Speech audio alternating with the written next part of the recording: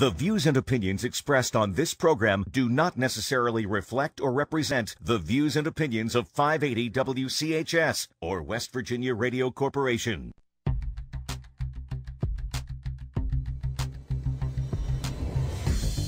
And a very pleasant good morning to you. You're listening to Ask the Expert, WCHS, the voice of Charleston. I'm Dale Cooper. Thank you so much for tuning in on this Wednesday morning. It's not as nice outside as it was on Tuesday morning, unfortunately. I couldn't deliver that kind of weather for you this morning, but you don't have to scrape your windshield off. So that's good news when you're coming in this morning. Have a fantastic show for you. Looking forward to your interaction. Phone calls if you wish. Our phone number is 304-345-5858, 345-5858. I'd like to welcome into the studio this morning. Welcome back to the studio from the WVU School of Medicine, Charleston campus, but practicing over at CMC. It's Dr. Ann Maurer. Good morning, Dr. Maurer. How are you doing this morning? Good morning, Dale. Thanks for having me back. Man, thanks for coming back. I really enjoyed our conversation the last time you were here a couple weeks ago, and so I know that we'll be able to carry that over today. And we're changing our focus a little bit this morning. So we're going to talk all about primary care physicians, regular checkups, some of the things that will lead us all to, generally speaking, to better health. And in West Virginia, kind of like what we discussed last time, that's an important topic for us to approach. You're so right, Dale. We, as primary care physicians, want to be partners in helping people get to their best healthy lifestyle. We talked last time that primary care encompasses a number of specialties: pediatrics, family medicine, internal medicine, OBGYN. Family doctors are the only doctors, though, who see both men and women across their lifespan, from infancy, even prenatally, through till their geriatric years. So I'm a little biased, but I love being a family doctor and think that we are great partners with our patients. And that's absolutely true, because some things that we chatter about off the air and that we discussed to talk about during the course of the show. When you have a primary care physician, it's important to have, number one, to have that relationship. And it's okay to do tryouts. I mean, if you're looking for a new primary care physician or something like that, you need to find the right relationship to make sure that you go forward. But once you have that relationship, I mean, there's a lot of people, traditionally, I think more so than today, but there's no reason not to go back to it. You have a primary care physician throughout your entire life. And if that doctor happens to be a little older than you, may retire before you're ready to stop seeing a doctor, oftentimes they hand you off to whoever was working with them near the end of their career. And so you have that continuation of healthcare from somebody that knows you. And one thing that we were talking about right before we went on the air, it's important to get to know your patient when they're healthy. So you're not just going to your primary care physician, "Doc, I don't feel good today. This is my first time seeing you, but I think I have this fever." I mean, how do you know what the baseline is, what homeostasis is for that person if you don't see them when they're healthy? That's such a great point, Dale. Well, you made it before the show started. Well, thank you. We talked about the idea that we are more than happy to see you when you're sick. We're very passionate about caring for people who are ill, but we love to see you when you're well, or when you think you're well. You and I were talking before we went on air that there are some conditions that cause high blood pressure or high cholesterol that are genetic, that you got, from your parents, that you might look healthy on the outside, but on the inside, there are some things going on. And if we can intervene early, we can really change the direction of your life and keep you healthy for many, many, many years. And some of these things could get detected, or onset of it could be a little bit later on in life. So it's not necessarily something that you're going to know about, your entire life. So it's, again, going regularly so you can monitor changes and things along those lines, getting ahead of the curve to diagnose some of the stuff. That's very important. I mean, prevention, we always talk about prevention in the medical field, but it's true. If you get in with prevention, a lot of times you can head things off at the pass. If it's something super severe, so many diseases and stuff that we have, early diagnosis is the important portion of that. It's the important part. The earlier it's detected, the better off you'll be. I told you before we went on the show that I had a primary physician years ago when I lived in Michigan who noticed a couple blemishes on my skin that he didn't feel comfortable about. And that's all he said. "I don't feel comfortable with those. I'm going to refer you to a dermatologist." And that was the extent of the conversation. He didn't give any other real input except that he didn't feel comfortable about it. I kind of, was like, "Oh, okay, whatever, doc." And it took me a couple weeks. I went to go see the dermatologist. Didn't really think that much about it. Sure enough, I had skin cancer.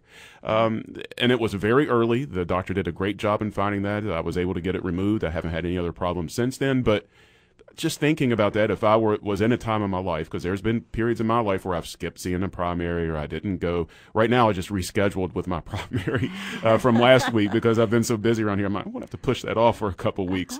I'm looking forward to going back because a lot's changed since the last time I saw him. I want to make sure everything seems okay. But it's important to keep that in mind. You need to keep that relationship up and find somebody that you trust that's going to be thorough like that. You're so right. You know, the thing I want to say out loud, too, is often when people haven't been back to see their primary doctor, they're worried. They're worried that we'll be upset or that there's something right. wrong or that maybe we won't see them. Been betrayed. Yeah, that's right. No, we will see you anytime. Just come back. Just come back. That's the important part of it. Yeah, that's absolutely Yeah. true. If you have any questions this morning, give us a call, 304-345-5858, 345-5858. Dr. Ann Maurer is here. More information online from the WVU Physicians of Charleston. That's www.wvupc.org. WVUPC.org is the phone number you can call, or is the web address you can go to. And the phone number is 304-388-4600. That's 304-388-4600. So let's talk a little bit about the relationship and also some of the things that you can expect to be done when you see your primary. Assuming somebody has that relationship already, so they come see Dr. Maurer, they come see you generally every year, every 12 months is good, unless you tell them otherwise. Hey, let's see you in 6 months because you're going through whatever change it might be. Like my doctor, I saw him only 6 months ago, but he wanted to see me after 6 months because I was in the middle of like the weight loss cycle and stuff, and he wanted to see a follow-up. So occasionally you might be like, hey, come see me back in X amount of time instead, but generally speaking, it's every 12 months. Sure. At least every 12 months is a great baseline to have. There are some conditions where we may want to see you every 6 months or even every 3 months. Occasionally, we may need to see you sooner than that. If we start a medication and we want to check in, I might see you again in 2 weeks or a month. But generally speaking, every few months for some folks who have chronic medical conditions, and then annually if you're healthy as you are. Right. Well, hopefully we'll see next week. Maybe. That's right. And you know, it's funny. I'm a grown man. Throughout my entire life, I've always been a little nervous about the labs. You know, from a couple different ways. Not a great fan of needles and stuff. Sure. And I have to say that after my journey with my wife and having a baby through different fertility procedures we had to go through, that's behind me now. It's not a big it took 40 some years, but it's all past me now. Whatever you need to do, go ahead and do it. Blood, whatever, it's all good. But there are people that's part of the psychology behind, if they skip the doctor or something along those lines, they're either worried about paying for the labs on the back end of things, or they're worried about what's going to be found. And my wife just said to me the other night, we had some somewhat concerning results back from one of her blood tests. Before we got the blood test done, she told me, I don't even know if I want to go do this because if there's something wrong, I don't want to know. Yeah. And that's really the bad way to look at it. I kind of looked at her shocked. I was like, that sounds like something a dude would say, not you. I mean, you're a young mother. We need to make sure that you're okay and that we can tackle it if you can. But that's one of the things that you need to do. You go, you see your doctor, you get different types of lab work and stuff like that. What's basically put into a general lab workup that you would order? Good questions. I want to address for sure, the idea that there are lots of people who are afraid of needles, lots of people who are worried about their lab work. I want to put it out there that we love our patients no matter what their lab work says. My love for my patients doesn't change if their cholesterol is up or down or anything like that. It just gives us a baseline with which to start. The other thing is that as primary doctors, we have a long-term relationship with you. So if we see each other today and you say, I just can't do it, I can't do those labs today, okay. We can see each other again. It's all right. I would rather maintain our relationship than push you hard about getting labs that are going to frighten you or something like that. We can work together to get to the point. What a nice way to put it. That's a really nice way to put it. I mean, you could always come back next week, or I guess you can give an order for the labs and go when you are comfortable. You can go to the lab down the street or whatever it is that makes it comfortable for you. And that's very. I think that's a very good policy to have, or not a policy, but a good direction to have, is you keep from pushing people, and eventually, hopefully, they make the right decision to get that done. And you brought up the idea of cost of labs. That's something that's really important. There are lots of folks out there who have high deductible plans right now. And they're terrified that when you walk in the doctor's office, there's not usually a menu Right. with prices beside it like there is when you go into a restaurant. They're terrified that they're going to get a bill that's going to wipe out their next check, Right. that they won't be able to pay their rent or their electricity because they got these labs. I would encourage you to be upfront with your doctor about that, and for us to ask about that, because there are lots of ways to get around that. There are inexpensive lab draws in several places around the city where for $10 a tube you can have your blood drawn. And that really is something that it may not be right in your office or something like that, but there are places that offer that service that can help people out that they need that. And also, I mean, if you're employed somewhere, and this may not be for everyone, but we have twice a year we have health fairs here where you can get blood work for free. And so you just come in a little early. They have a great spread in our green room where you have snacks and stuff to make sure your sugar levels aren't messed up after your blood draw. But it's actually really nice because I've taken that to my doctor before. Although I have insurance and everything that covers the labs, generally speaking, I mean, I already have it done, and I usually try to coincide these health fairs with my yearly visit because I can just take in and like, hey, I got everything done already. Here, take a look. And that's good. That's great if you can take advantage of that. Not everybody has that, of course, but it's still something you be aware of those things, and you might find a situation that you can kind of take advantage of to cut your costs down a little bit. I love that idea. Yeah, use your employee health fair. Use whatever means you can. It doesn't really matter to us where you get the labs. Just we need those numbers. And that's an important distinction too. It doesn't have to be directly. I think sometimes, I'll say sometimes, and this was me years and years ago. I thought that the labs, quote unquote, that you got had to be drawn from, like there was some sort of affiliation, and that you had to get it from the office where you were at. And it wasn't until one day, I was probably in my, I don't know, 20s, late 20s or something like that, that I think a doctor or maybe a nurse practitioner or somebody told me, well, you don't have to go here, because there was like a long wait. I was like, man, I'm in a hurry. She's like, just, you have an order, you can go anywhere to get your labs. And I was like, really? Yes, really. Yeah. Oh, I learned something today. It seems so, I mean, basic to me now, but back then I didn't know. I was a single guy. I was just hadn't had it done that often, and so I didn't know. So ask questions, I guess, would be the important thing, whether it's to your primary or your physician's assistant that's helping out or something like that. If you have questions about any of this stuff, ask, because don't be embarrassed about it. If you don't ask, you'll never find out the answer. And don't go down the Google hole. That's the, and that goes for, and that's actually something that I want to ask you about, following up on the pathology that comes back on labs. And I'll use my wife again as an example of this, because she's terrible about this. And I'm just the opposite. I like to just leave things unknown until I go see the doctor, get the information, and then I'll decide what I need to do. I don't like doing all the research ahead of time because I want to freak myself out, frankly. Right. So because labs oftentimes are available online where you can log on, like the patient can log on and they can see their own thing. They can see their reference numbers and the whole thing. They're like, oh my God, that's too high, that's too low. And then they start Googling everything. Do you get that a lot, where somebody comes in and says, I think I have, I think I have sun fever and I'm going to die on the damn view or what? I mean, people have to chill out just a little bit with that. Do you run into that sometimes? You know, on one hand, I love that people are interested in their health. I love that they are looking online. They're thinking about what could be going on, because truly it's a partnership between the two of us. We want to walk together with you. And there have been times that patients have come to me and said, you know, I was reading online and I wonder if this could be going on. And that kind of plants a seed for me to think about those things with the patient and, you know, examine them and look at their labs and see if it does fit into that picture. So yeah, we want to be partners together with you. And you know, we want to look at those labs. Some things will flag as abnormal, but that's because the lab is just looking at your numbers, right, not at you as a whole person. We know you as a whole person, and we'll walk you through that. Certain medicines can cause certain results to be, and you see it and you expect it. You're like, oh yeah, I knew that, but the lab only knows, you know, what the reference numbers are, so it's going to put it up there, and you look at it as a patient, you're like, oh my goodness, my whatever it is out of line. Trust your doctor first. I mean, it's okay to be aware, obviously, like you said, and you bring up a great point. I was probably throwing a little bit too much shade there, because it is fine to go and to be engaged in your health, rather that than the other way. But don't freak yourself out before you go see your doctor. Oh, sure. That's kind of what I was going to there. Let's go ahead and take our break. What I want to do when we come back is I want to focus more on some of the other healthy lifestyle tips that you have, just generally that you would give advice as a family doctor.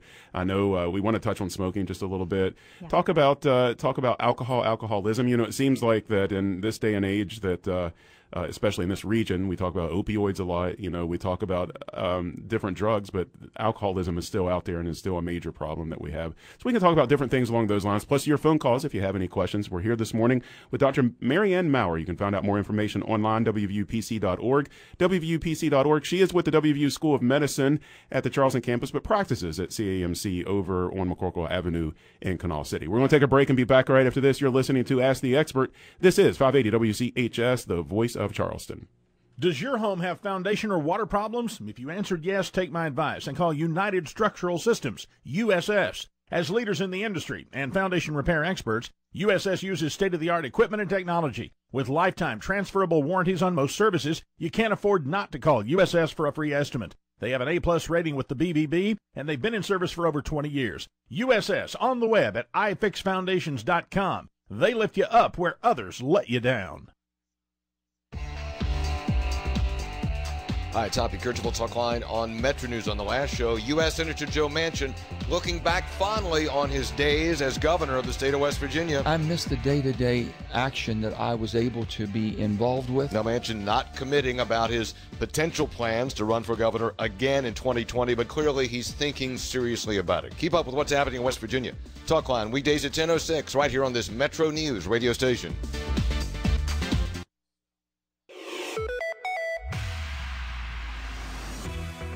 Good morning. Clearing in progress for a vehicle fire on I-64 eastbound, mile marker 44 at St. Albans.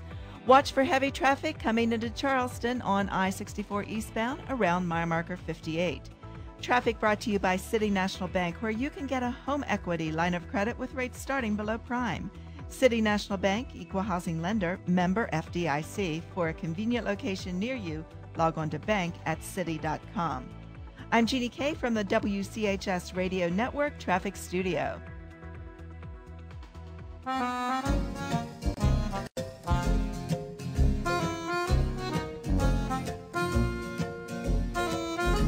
You're listening to Ask the Expert, WCHS, the voice of Charleston. I'm Dale Cooper. Thank you so much for tuning in on this Wednesday morning. In studio with me this morning is Dr. Ann Maurer. We're having a lovely conversation about primary physicians, the importance of having one, and also how that's going to benefit your health. Some other things that we're going to touch on along the course today. I did want to kind of reference a discussion we were having off the air, and you made a great point to me, Dr. Maurer, about asking. Sometimes you have to ask an awkward question, and it's really, to you, it's not, I mean, it might be a little bit awkward, but it's just some information that you need. It's not where you're prying or anything like that, but sometimes the question might be uncomfortable for the patient, but they should embrace that, because if you're asking that question, that means you're being very thorough. That's a great point. We were joking. I said, I feel like I need a T-shirt that says, "Family Doctor, ask me anything." I like that. We will take all of your questions. We want our office to be a safe space for you to ask questions about your health, about different practices in your life. And, we like to build a relationship with you so that we can ask questions that might be difficult to hear, so that we can keep you healthy. We were talking off air. Most insurances will pay for a well visit for people once a year, meaning you don't have a copay for it. At that well visit, we do a lot of talking.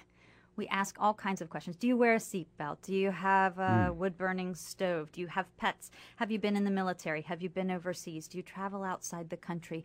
Are you safe in your home? All kinds of questions. And all of those questions lead us to different pieces of health for people. It's not just, does your heart sound good? Is your belly nice and soft? Do your labs look good? There are many other pieces that fall into good health for people. I love that, in that it just shows how thorough that you can be, because a lot of this information you may never need, but some of it, if you have it referenced somewhere in the patient's file, or even just in your memory banks, if that's just for a casual conversation that you have, although I'm sure you take notes on just about everything, but that piece of information could come in handy, and it may not be the next visit. It could be the visit 3 years from now when something comes up and you have something referenced in your notes. You're like, hey, you know what? We've talked about this before. Let's explore that once again. I kind of think of, like, I used to read Sherlock Holmes stories all the time, and he had all these different reference materials that he put together over the course of years, that sometimes when he went to go solve a case, he'd be like, oh, wait a minute, I believe I have a study on that somewhere. And he would go and grab it and be like, just the thing that I needed. It's great to have those pieces of information, because it helps you put together the whole piece of the puzzle. So if you need to deduce what the issue is, more information, the better for it. That's right. Even the small talk that we have when we talk about your family and your job and things like that, that all kind of goes in the file and gets us to know a little bit more of the whole person who you are. We're all about whole person medicine and family medicine. 304-345-5858, 304-345-5858. If you have any questions this morning for Dr. Maurer, you can give us a call, and she would be happy to try to answer those for you, as well as the radio will allow. Going back just for a moment to awkward types of questions, and I like how this kind of relates to having complete and total health care. When you go in and you see your doctor and you establish that relationship. But is there anything off the top of your head you can think of awkward-wise? Like, do you have to ask people sometimes, do you consume too much alcohol? Is that like the kind of thing that you're talking about as far as awkward questions? It's true. We ask all kinds of questions. Do you have any tattoos? Do you drink alcohol on a regular basis? For women, an average of 1 drink a day is about the maximum that we can have and still be healthy. And for men, average of 2 drinks a day. More alcohol than that leads to a lot of negative health outcomes, high blood pressure, increased risks of cancer, all kinds of things. So people don't always like to talk about it, and they may not answer it the first time, but we like to ask about it just to get an idea. We also ask people if they've ever snorted any drugs through their nose or injected drugs in their veins, not because we're trying to make a value judgment, but because that puts people at risk for hepatitis B and hepatitis C, and we ought to test for it because we know how to take care of people if they have that diagnosis. That's something that's not better left unfound. Let's find it and take care of you. And that's a great point. You're not trying to be a narc and find out. You have to know these things about the person's lifestyle, so you can treat them managed care going forward. I mean, and obviously if they need help with other aspects of their life, you can point them in that direction to get that help. But you need to manage what's actually actively going on in that person's life, or had gone on in that person's life, so you have a complete picture to know what to battle. I mean, that's very important. And I'm sure that there's plenty of people out there that hide those things from their doctor. And in the long run, that could be detrimental to your own health, because you could be disguising something that that your doctor would be more aware of if they knew more about your history or what your current practices are. And that's one of the benefits, again, of a long-term relationship is seeing each other and building that trust. You may not feel comfortable the first time you see me to tell me that you've been in prison before, but having seen me for 6 months or a year, you might then feel that this is a comfortable space, this is a non-judgmental space to talk about things in your past that may impact your future health. Let's talk a little bit about some of the other doctoring things you did. You sent me some notes last night, and there's some general wellness things, tips that you give as a general practitioner, and I want to kind of get into that to give people an idea, when we talk about seeing your family doctor, the type of advice that you're going to get, folks familiar with these types of questions and these types of talk paths. So we talked about the labs, and so hopefully we put a lot of those fears or questions to bed a little bit. And if not, you can give WVU School of Medicine, WVU Physicians of Charleston a call, 304-388-4600, 304-388-4600. But so generally, not only just this region, but across the United States, but we just touched on alcoholism, so let's get back to that in a moment. We focus publicly so much right now on the opioid crisis, and obviously that's a huge issue. We have to worry about that. And also heroin use, meth is coming back. I mean, it seems like everywhere we turn, we have some challenge that we're trying to overcome, but good old alcoholism is still there. It's still rearing its ugly head, and it's still a problem. It may not be this may not be the hotbed of alcoholism like it is for opioid crisis or something like that, but it's still something we see a lot of here. And you mentioned that like 1 drink a day for a woman and 2 drinks a day for a man is the like the maximum for healthy drinking that you can do. But does that like if somebody tells you, yeah, I drink 2 drinks a day, although that's a baseline for health, is that a red flag at all for you? That, I mean, you have to drink every single day and you're drinking 2 drinks? That's a good question. You're like almost a family doctor at this point, Dale. This is great. I slept at the which hotel chain is it? That's right. You're right. That's a jumping off point for a conversation for us. We want to screen for substance use disorders. We want to talk about, why do you have 2 drinks a day? Is it to relax? Are there other healthy ways that we can help you to relax? Are you drinking more on the weekends? Have you drank so much that you've passed out before? Do you have a DUI? We want to explore all of those things just to kind of get a fuller picture of what's going on. And again, somebody might be embarrassed about some of those answers, but they have to share that information because, again, that's something that you can monitor. There's all kinds of health issues that are tied in with alcoholism, or even moderate drinking of some kind, or binge drinking, if not traditional alcoholism. There's different things that you need to be aware of, and that's going to help in the long run. I just, what made me think of that question is, although I don't drink hardly at all anymore, more of a caloric thing than anything else, to be honest with you. But I used to be just a huge beer drinker. I love the craft beers. More expensive, the better. I would belong to bottle clubs where we would ship things across the country and drink these different specialty beers. I still like those things. I just don't drink nearly as much as I did. But I was thinking, even in like my heyday, 2 drinks a day would be pushing it. I mean, you're talking about 14 drinks of some kind, like 14 bottles of beer. No way. I never reached that level, even when I was drinking casually pretty often. And so I think it seems to me, if somebody came to you with that, like, 14 drinks a week or whatever, that seems like a lot to me. So I can see how that could be a jumping off point for someone. And, alcohol use can be kind of an insidious thing.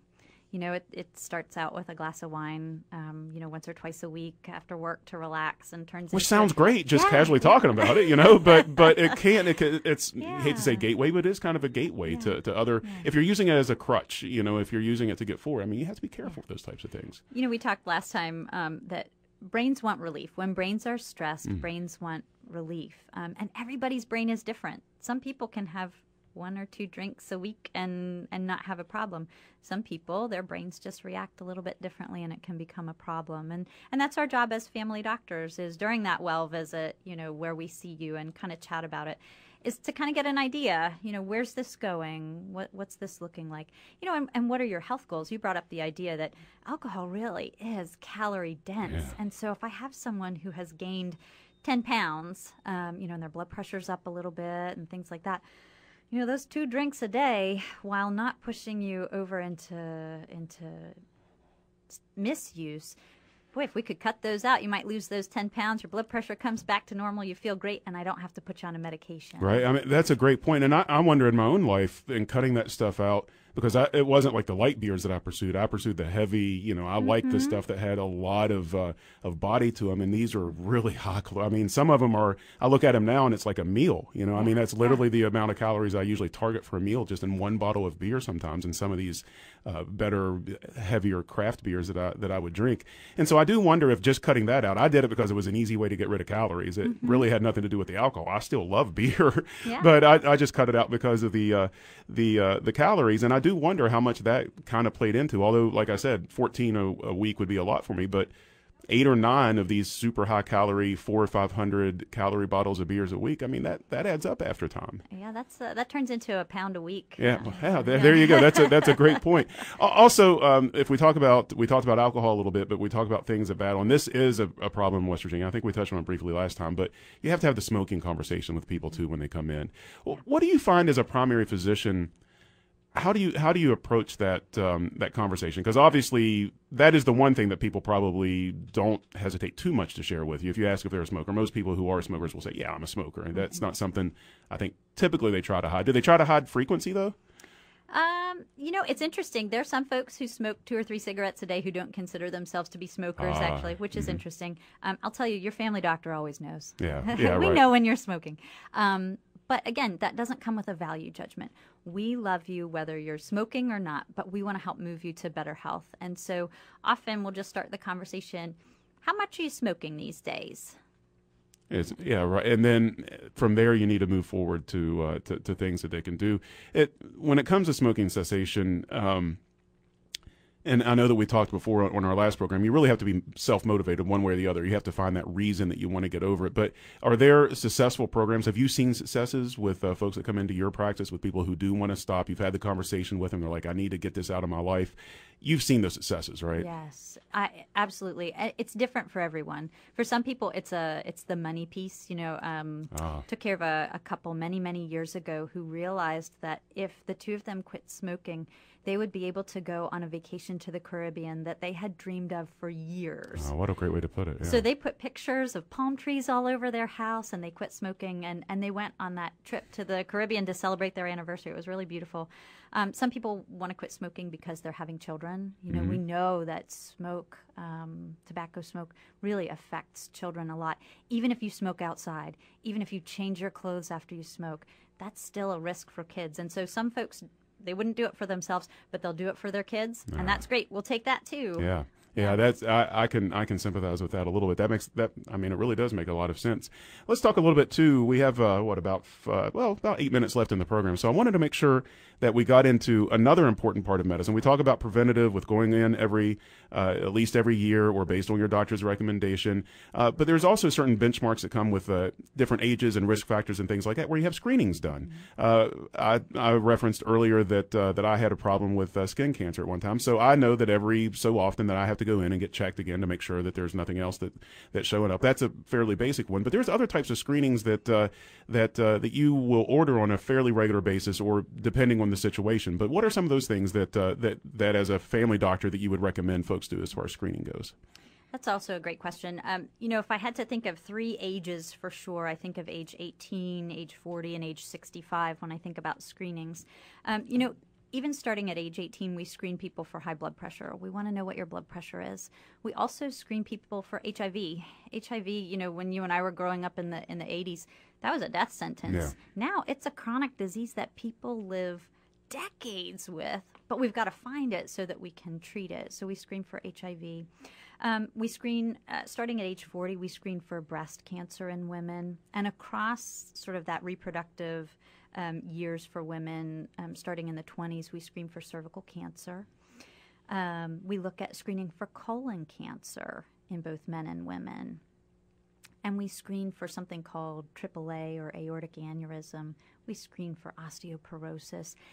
Everybody's screening needs can vary sometimes. If you have a problem in your family, like a cancer in your family, we may want to start that screening earlier. And again, that's why it's so important to establish with that family doctor so that we can talk about your family history. And so, for example, most women start screening for breast cancer in their 40s, but if your mom had breast cancer at 45, we should start screening you at 35. We should go earlier. That makes a lot of sense. And again, it all ties into, and kind of the story we're telling here this morning, everything goes back to that initial contact point, really, to starting that relationship from the very beginning, whether it was, 20 years ago that you started your relationship with your primary and you're listening to this kind of nodding along like, yeah, this is what we do. Or if you're out there and you're kind of, maybe your doctor retired, you didn't have a natural, kind of handoff on somebody who's managing your health care.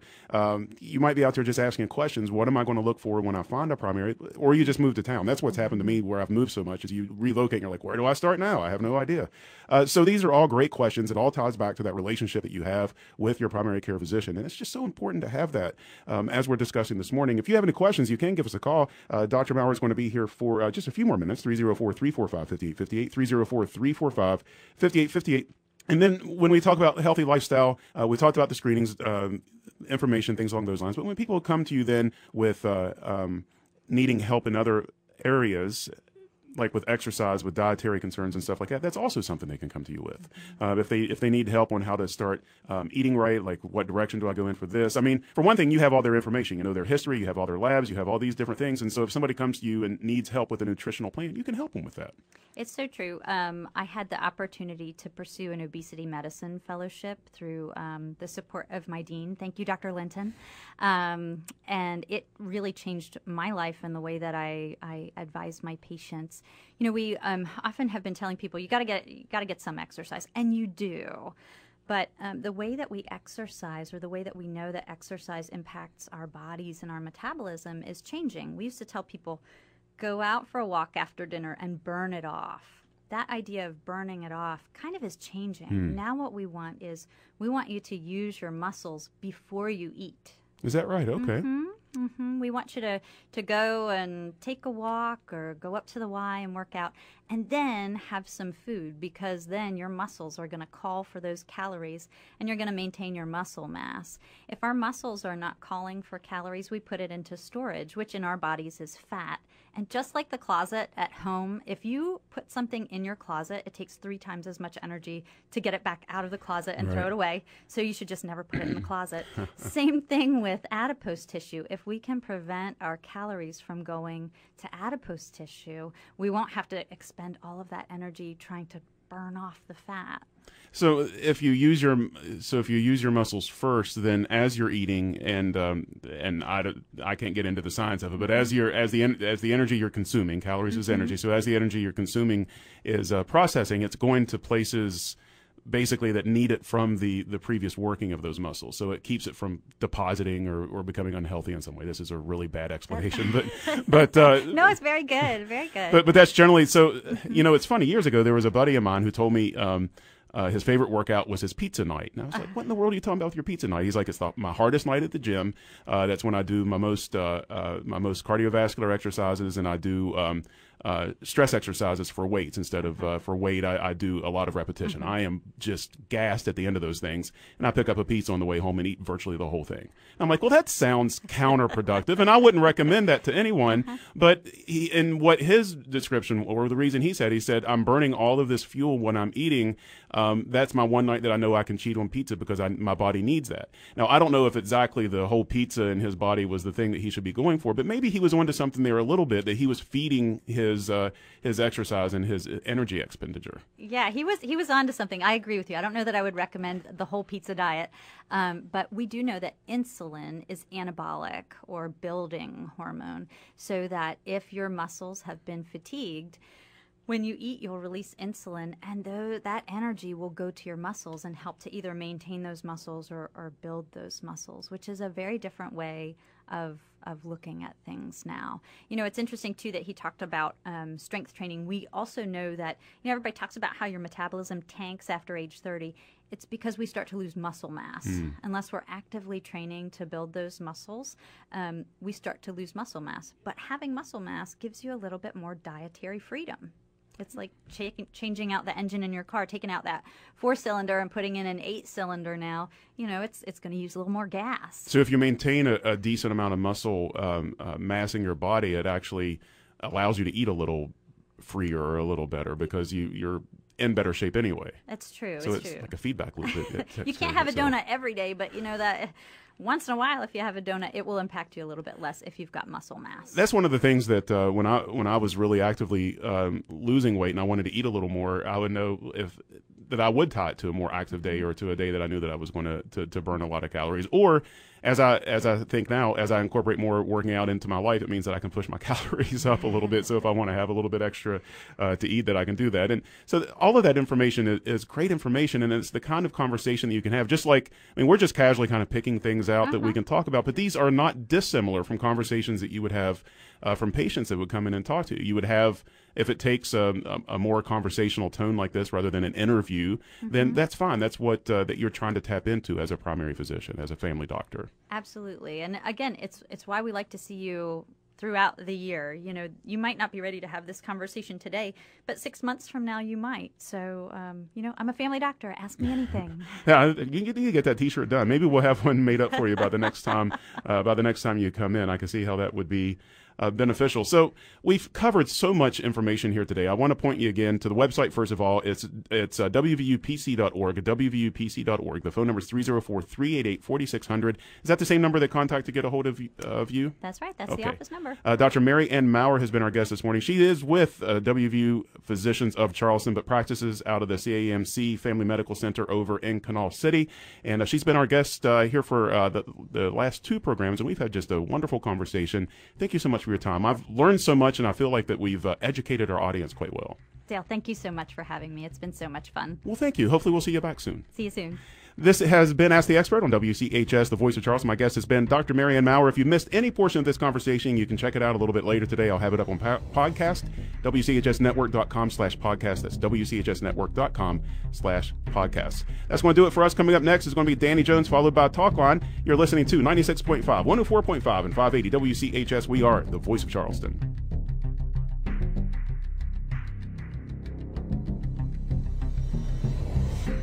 580 WCHS-AM, 96.5 FM Charleston, and 104.5 FM Cross Lanes, a West Virginia 4.5 FM Cross Lanes, a West Virginia 4.